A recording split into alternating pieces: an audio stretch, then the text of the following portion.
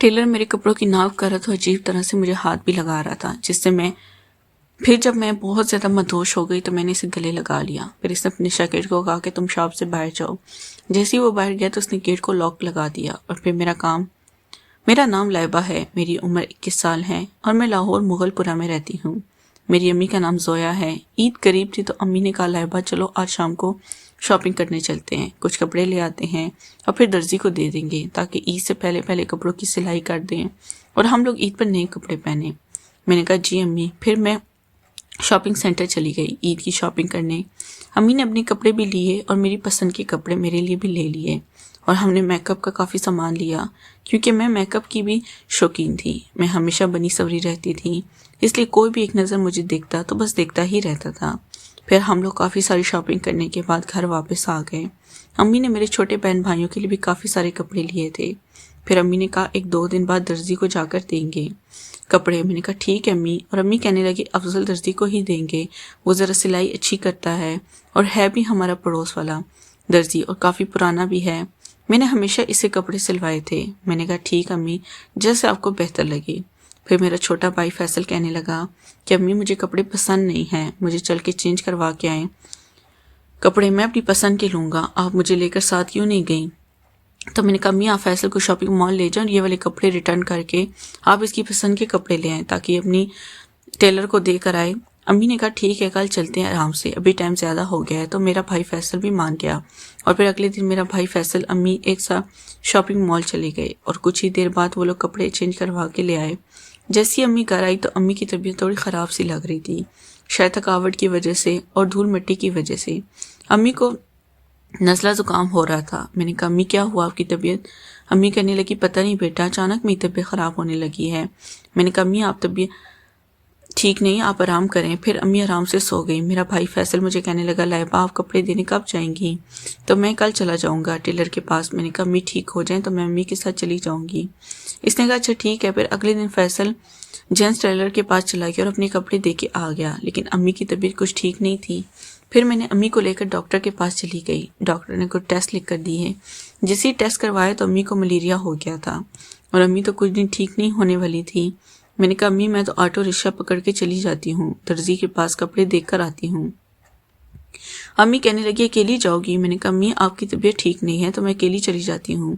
अम्मी ने कहा अच्छा ठीक है तुम चली जाओ, क्योंकि वो भरोसे वाला दर्जी है और ईद में चंद दिन बाकी हैं, ऐसा ना हो कि कपड़े लेने से इनकार कर दे।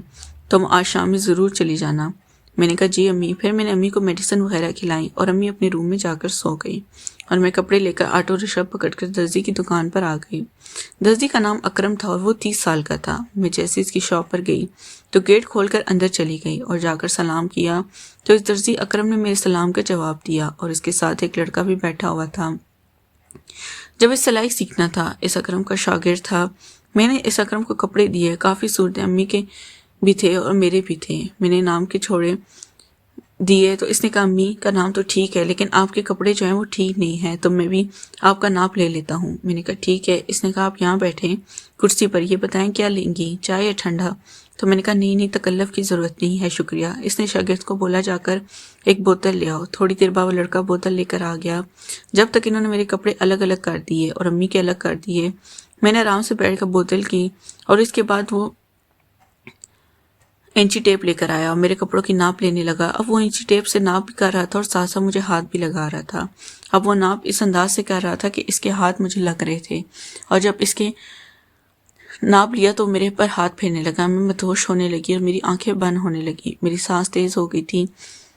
आंखें बंद करके इसके कंधे का सहारा लेकर खड़ी हो गई। फिर अचानक इसने शागिर्द को इशारा किया कि तुम बाहर जाओ। वो लड़का बाहर चला गया। फिर इसने मुझे अपने गले से लगाया।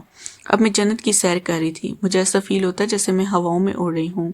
मुझे कुछ समझ नहीं आता कि मेरे साथ क्या हो रहा है। फिर इसने जल्दी से जाके दरवाजे को लॉक लगा दिया और फिर आके मेरे साथ खड़ा हो गया और मेरा हाथ पकड़कर मुझे बिठा दिया और मैं इसे मना भी नहीं कर सकी। और फिर इसने भी अपना सब कुछ हटा दिया। फिर देखते देखते इसने मेरा काम, जब मैं समझ ली मेरा काम हो चुका, मैंने कहा ये आप क्या कर दिया। इसने कहा मैडम कुछ भी नहीं किया, मैं तो बस आपके कपड़ों की नाप ले रहा था।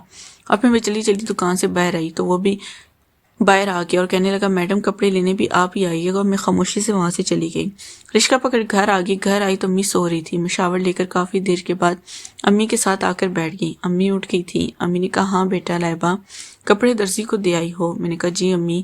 اور پھر کچھ دن کے بعد ڈیٹ بتائی۔ پھر میں نے امی کو کہا کہ میں جا رہی ہوں کپڑے لے کر آتی ہوں۔ امی نے کہا ہاں میں ساتھ چلتی ہوں۔ تو میں نے کہا امی آپ تکلیف نہ کریں، ویسے بھی آپ جانے والا درزی ہے اور بھروسے والا بھی ہے، تو میں چلی جاتی ہوں اور لے کر آ جاتی ہوں۔ پھر میں دوبارہ درزی کی دکان پر آئی تو مجھے دیکھ کر خوش ہو گیا، اپنی زبان ہونٹوں پر پھیرنے لگا، اور پھر اس نے کہا کہ چھوٹے تو ذرا دھاگا لے کر آ، اور وہ لڑکا چلا گیا۔ پھر اس نے میرا ہاتھ پکڑ کر مجھے نیچے بٹھا دیا اور پھر وہی والا کام دوبارہ کر دیا۔ اب کی بار اس نے ٹائم بھی زیادہ لگایا تھا اور گھر میں بڑے اچھے طریقے سے تھا، مجھے تو جیسے جنت کی سیر ہو گئی تھی۔ اور پھر میں کپڑے لے کر گھر آ گئی۔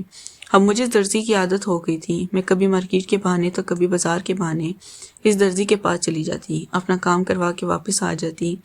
ہفتے میں ایک چکر تو میرا لگ ہی جاتا تھا۔ درزی اپنی جگہ خوش تھا اور میں اپنی جگہ خوش تھی۔ نیکسٹ پارٹ کے لیے چینل کو لازمی سبسکرائب کریں۔ شکریہ۔